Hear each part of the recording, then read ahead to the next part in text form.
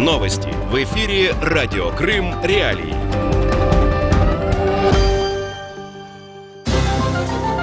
Здравствуйте, в студии Снежана Старовицкая. Главное к этому часу. США выделили Украине почти $1 миллиард на улучшение безопасности, заявила посол. В Минкурортов полуострова заявили о готовности к сезону.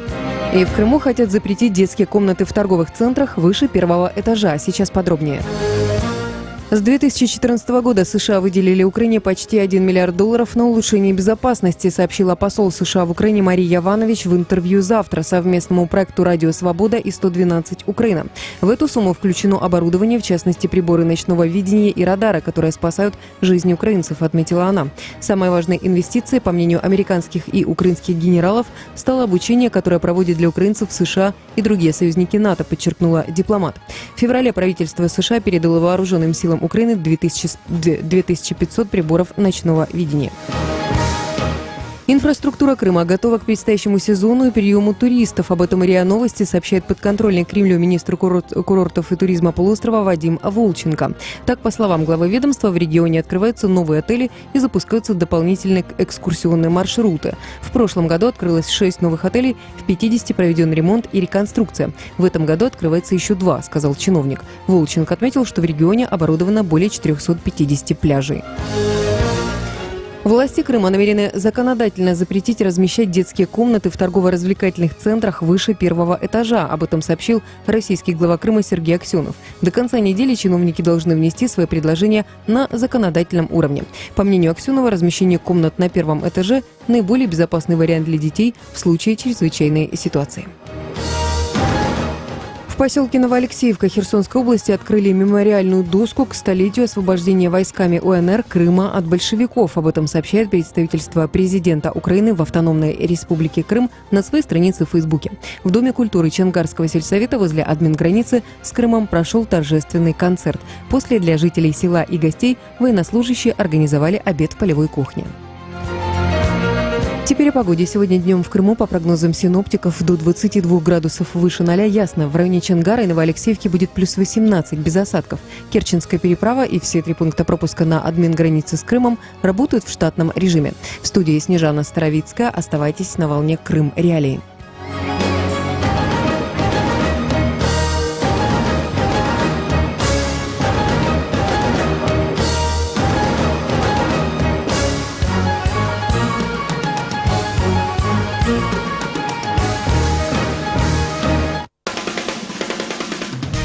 Слушайте «Радио Крым Реалии» на средних волнах. Частота 549 кГц в 7:30 утра и днем в 12:10.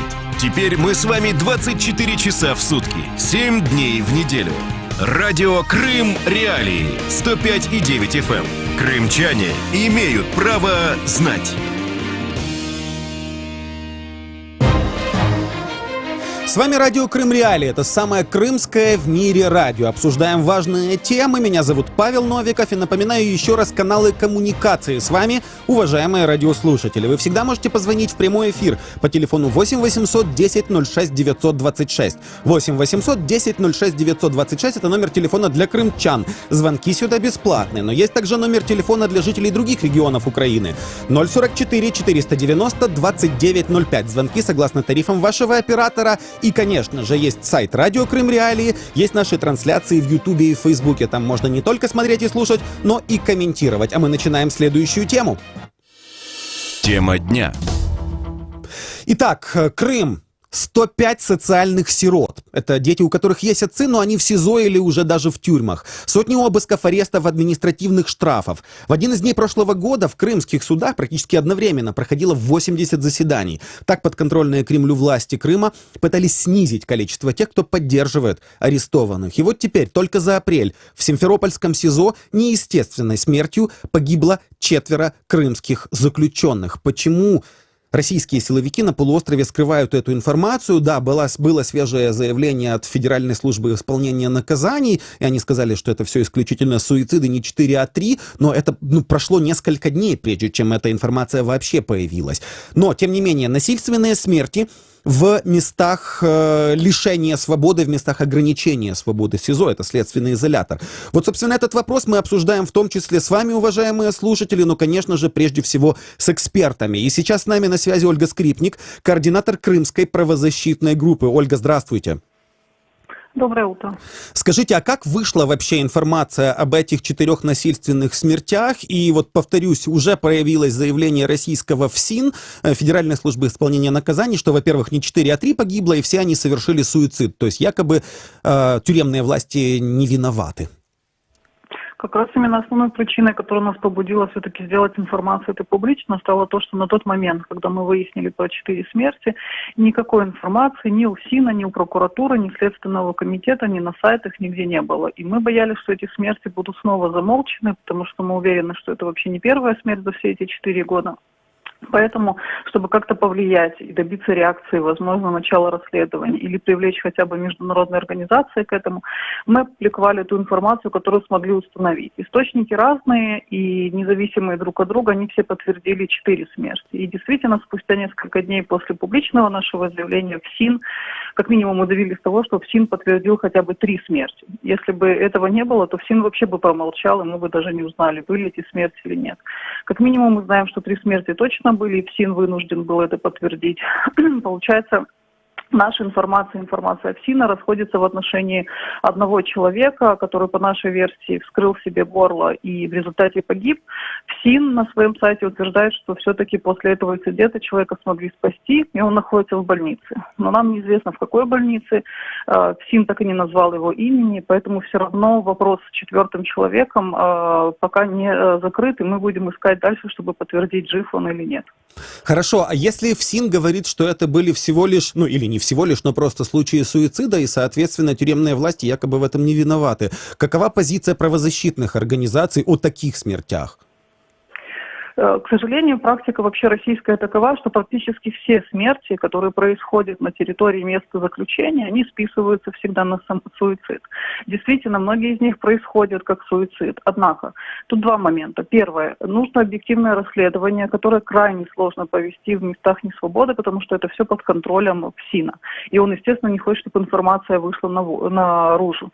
Только недавно вы, возможно, слышали про страшный случай в Санкт-Петербургском СИЗО, когда был убит в СИЗО предприниматель Пшеничный. Его смерть была списана на самоубийство, но адвокаты и родственники провели свои расследования и вскрытие. Оказалось, что человек умер в результате жестоких пыток, которые потом списали просто на самоубийство. Это как раз иллюстрирует ту проблему, которая связана с самоубийствами. У нас также возникли сомнения по поводу нескольких смертей.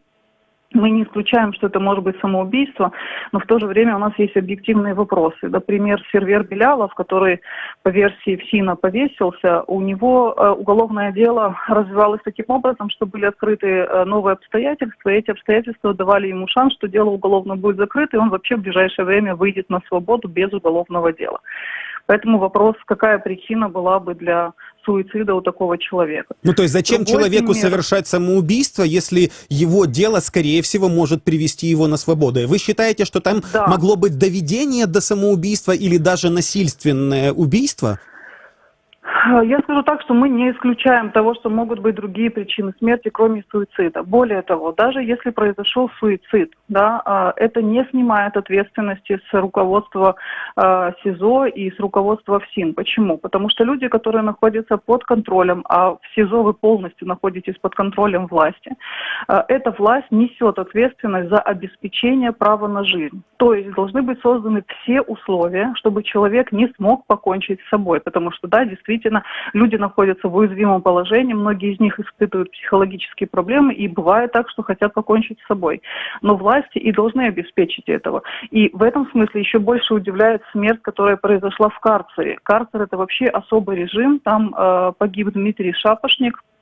Его смерть тоже описана как через повешение по версии ФСИН. Но тут возникает вопрос. Карцер — особый режим, где у людей забирают, в принципе, все предметы, проверяют их одежду, чтобы не было резинок, веревок, никаких предметов, с помощью которых можно покончить с собой. Поэтому почему у него оказалась возможность в карцере покончить с собой, это опять-таки вопрос именно к руководству ФСИНа и к руководству этого СИЗО. Как так вышло? И конкретно минимум к 2 людям. Один из них — это как раз все-таки начальник СИЗО, это Бережной Сергей Владимирович, он несет непосредственную ответственность за все, что происходит в его СИЗО. И также это начальник управления ФСИН Булгаков Вадим Викторович. Это минимум 2 человека, в отношении которых должны быть провести расследование, насколько действительно была обеспечена безопасность для этих людей. Хорошо, вот если по мнению международных правозащитных организаций эти люди были либо доведены до суицида, либо вообще там подверглись насильственной, то есть их смерть была насильственной, да, что вы можете сделать?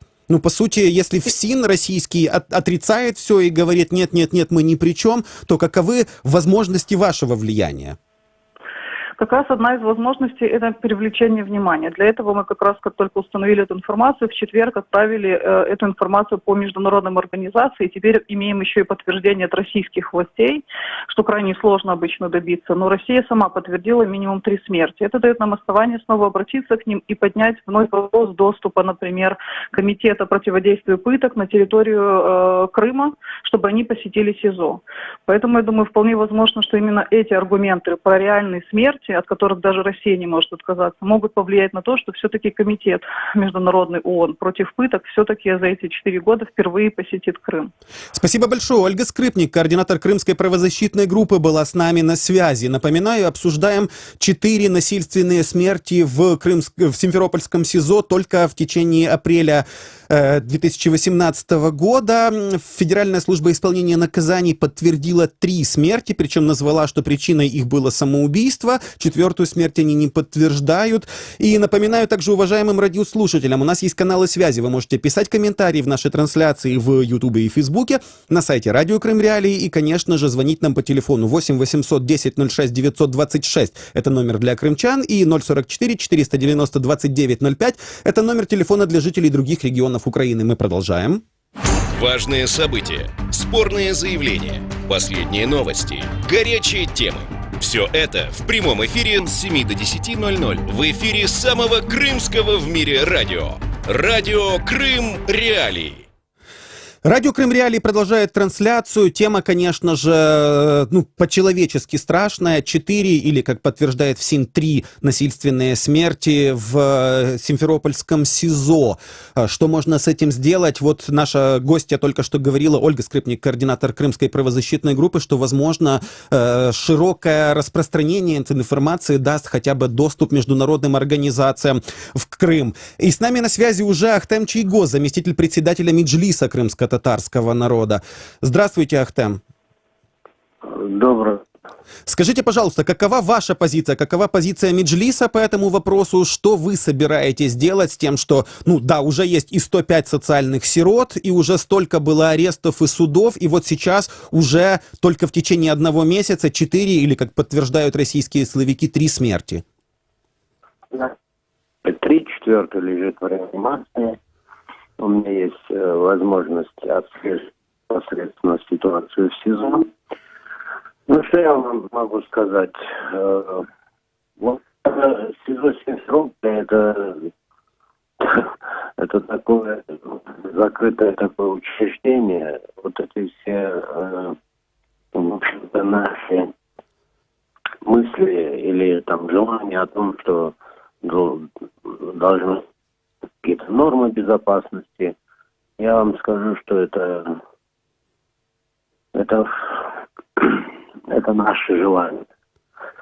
Там сами такие, что если люди, если это речь идет о, скажем так, о самом человеке, который решил покончить жизнь самоубийством, создаются действительно такие, то есть такие условия, что ты все время находишься, можешь находиться в состоянии таком, что лучше умереть, чем продолжать находиться в таких мучениях.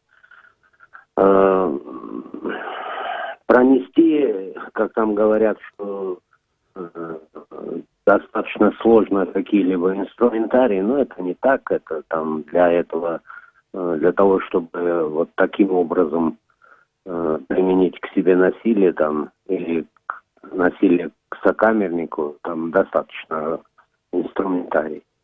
То есть, подождите секунду, Ахтам-ага, правильно я вас понимаю, что, по сути, руководство Симферопольского СИЗО, ну, своим бездействием, например, или даже, возможно, действием, создает возможность для того, чтобы заключенные, в том числе, совершали суициды. Но как вы оцениваете эти даже 3 смерти? Являются ли они, по вашим данным, насильственными, или это суицид, или это доведение до суицида? Вот пока я сидел, там, допустим, когда поменялся начальник СИЗО, материка призвали, да, было 12 смертей. Это сопровождалось там массами комиссиями с Москвы, там, и, в общем-то, все это закончилось тем, что не о том, что это было насильственной смертью, не было. Но на самом деле, да, человек применяет к себе такие методы лишения свободы, может быть и добровольно, но условия созданы такие, что, допустим, человек, либо не имеющий надежды на то, чтобы оттуда выбраться, он может применить к себе такие методы. Вот я выясняю, допустим, там тот, который старик 69 лет, по меркам тюрьмы, это старик, он обвинялся в педофилии, и когда я сидел один час,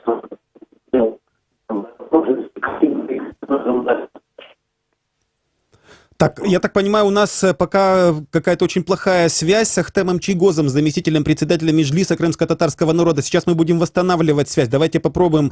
Ахтем-ага, слышно ли меня? Потому что очень-очень плохо вас слышно. Вы начали с человека, которому более 60 лет, и дальше уже практически ничего не было слышно.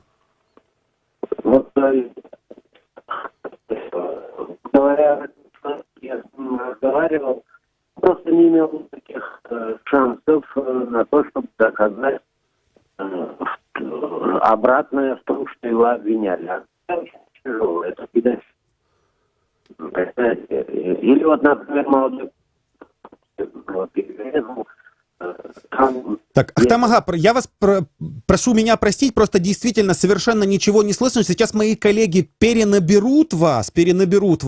А я напомню уважаемым радиослушателям, с нами на связи Ахтем Чийгоз, заместитель председателя Меджлиса крымско-татарского народа. Сейчас мы пробуем восстановить с ним связь. А обсуждаем мы сейчас, вот уже подтвердил Ахтем Чийгоз, что смертей было не 4, а 3, а 4, соответственно, находится в реанимации. То есть, по крайней мере, информация, которую накануне распространила Федеральная служба исполнения наказаний о том, что исходное заявление международных организаций о 4 смертях не подтверждается, подтверждаются 3 смерти, и все они названы смертями в результате суицида, то есть самоубийства. Ахтем Чийгоз также сказал, что он сам в свое время сидел в Симферопольском СИЗО, и он утверждает, что там созданы все условия для того, чтобы в том числе люди там совершали суициды, нет никаких проблем пронести или провести что-то такое, что может причинить в том числе смерть себе или сокамерникам в Симферопольском СИЗО. А тем временем с нами на связи есть также Сергей Шаров-Деланео, российский правозащитник, руководитель организации «Русь сидящая». Сергей, добрый день. Добрый день.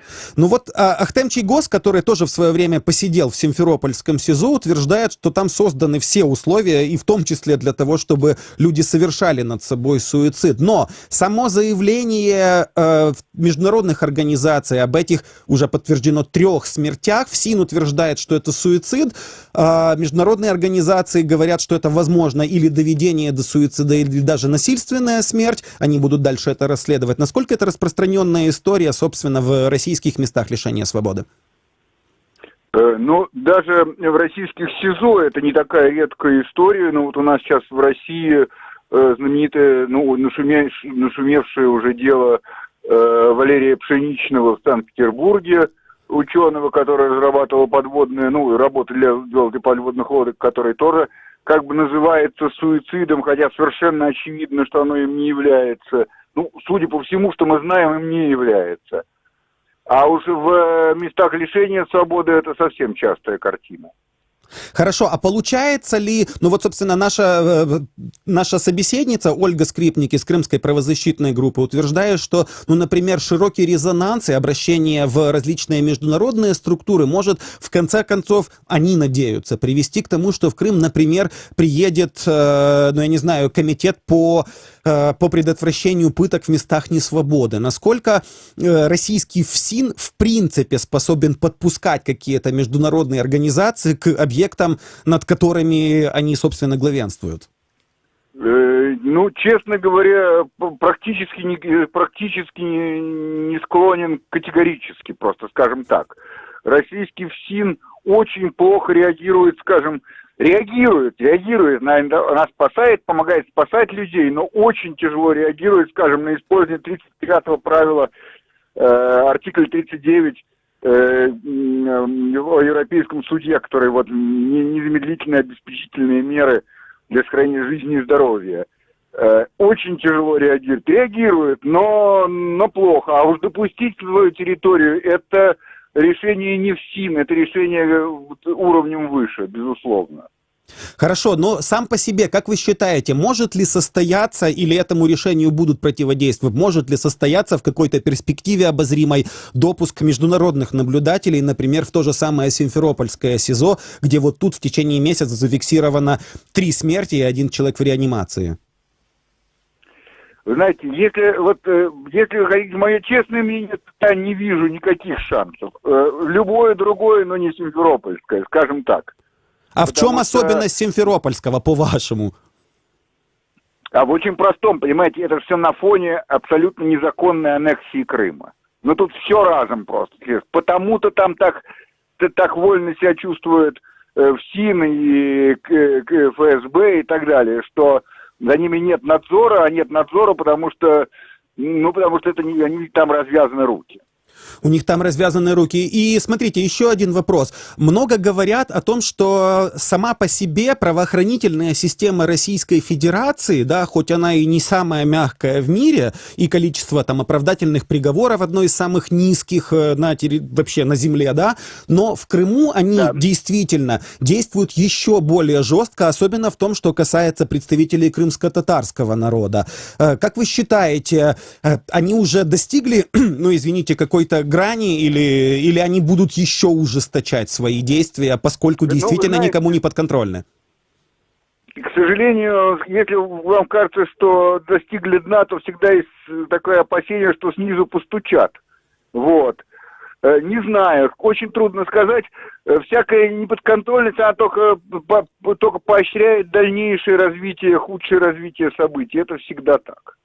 Насколько в Российской Федерации легко, я не знаю, там допустима работа правозащитных организаций, которые как раз поддерживают людей, находящихся в условиях несвободы? И есть ли у вас сравнение с тем, как это можно делать на территории Крымского полуострова? Ну, я могу сказать, что, конечно же, в России это очень трудно делается, очень тяжело. ФСИН очень закрытая система и ощетинивающаяся против любых воздействий мгновенно. Между тем это удается, это возможно. И, конечно, эта ситуация несравнимая с Крымом. Пожалуй, с Крымом сравнима только ситуация в северокавказских республиках, но в Чечне, в Дагестане, да, там вот ситуация похожая.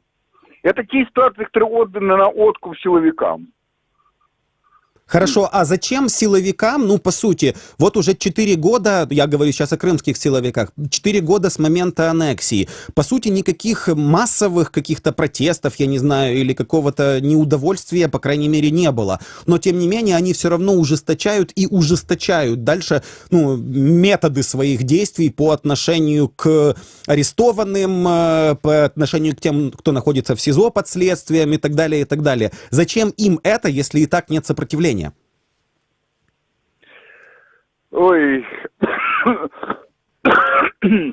понимаете, у нас сейчас тоже в России практически нет никакой большой оппозиционной волны. Между тем мы видим дело вот сети, пензенское дело, которое раскручивается так, как не раскручивалось ни одно дело, а это дело выдуманное от начала до конца, где во главе этой сети, будто бы сети, стоят провокаторы из ФСБ, понимаете?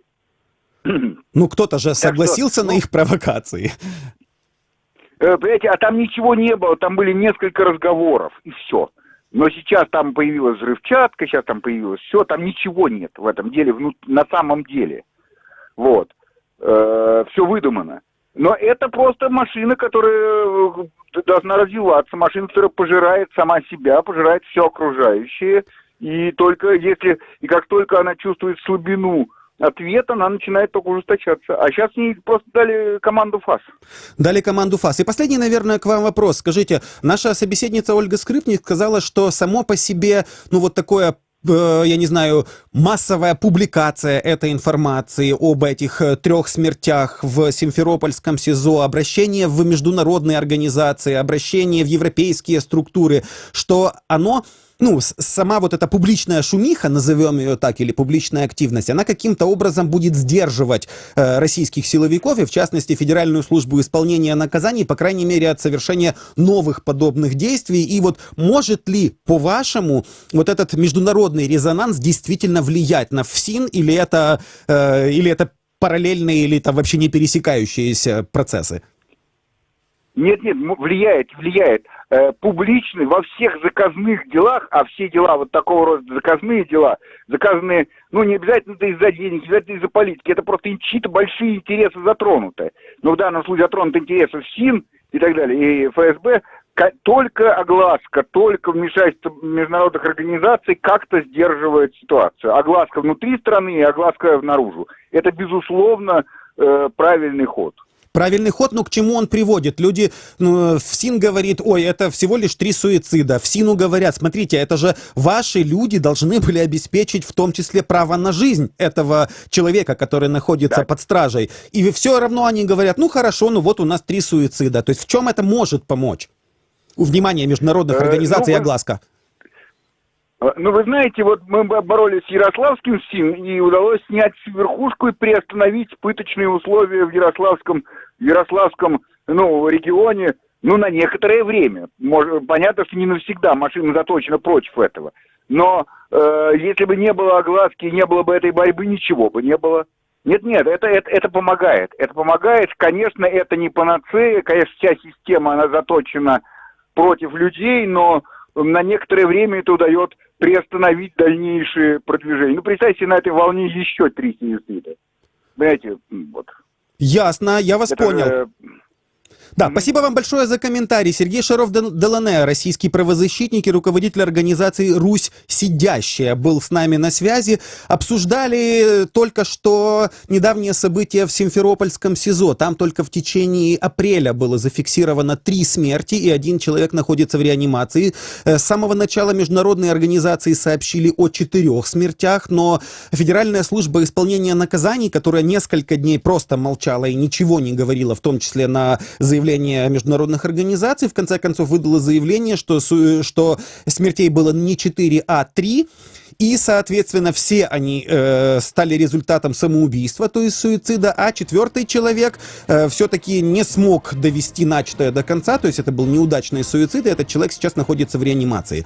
Напоминаю уважаемым радиослушателям, это радио Крым Реалии, мы с вами каждый день в 7:30 и в 12:10. Вы нас слушаете на средних волнах и на 105,9 FM. Есть каналы коммуникации, пишите, звоните, читайте смотрите трансляции, читайте комментарии. С вами был Павел Новиков, пока.